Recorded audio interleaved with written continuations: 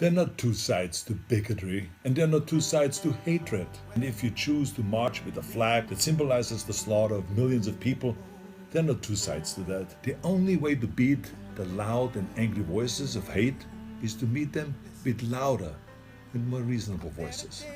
And that includes you, President Trump. In fact, as president of this great country, you have a moral responsibility to send an unequivocal message that you won't stand for hate and racism.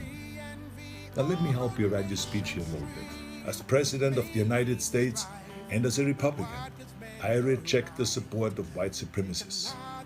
The country that defeated Hitler's armies is no place for Nazi flags. The party of Lincoln won't stand with those who carry the battle flag of the failed Confederacy. Was that very difficult? You see, I told you. I have a message to the neo-Nazis and to the white nationalists and to the neo-Confederates. Let me be just as blunt as possible. You heroes are losers. You're supporting a lost cause. And believe me, I know the original Nazis. I was born in Austria in 1947, shortly after the Second World War. And growing up, I was surrounded by broken men. Men who came home from the war filled with shrapnels and guilt. Men who were misled into a losing ideology.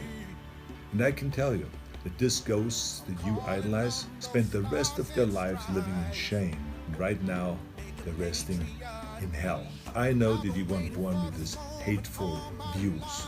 No one is. But the truth is, it's never too late to make the choices, to learn and to evolve, and to understand that all human beings have equal value. If you say, Arnold, hey, I was just at the march. Don't call me a Nazi. I have nothing to do with Nazis at all. Let me help you. Don't hang around people who carry Nazi flags, give Nazi salutes, or shout Nazi slogans. Go home. Or better yet, tell them that they are wrong to celebrate an ideology that murdered millions of people. And then go home. You're so lucky to live in a country that gives you every right to say horrible things. But think about how you could actually use that power for something good. Those of you who have been silent, you must also evolve. I have learned a long time ago that the only way we can really eliminate hatred is to face it head on. This is not always comfortable, of course, but stereotypes about racism, religion, gender, anything else, they're like cancer. If you had a tumor, you wouldn't quietly hope that it slowly disappears. You would zap the shit out of it with all the chemotherapy and cut it out and try every experimental treatment until it was gone. But this is no different. I mean, this is a difficult time for our country, of course.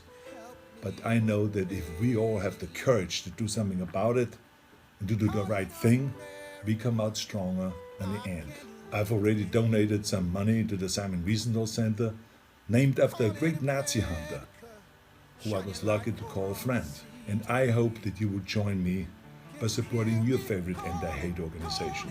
Let's all commit right now to leaving the terrible ghosts of the past in the trash heap of history. That's where they belong. Now share this video if you think that hatred has no place in America.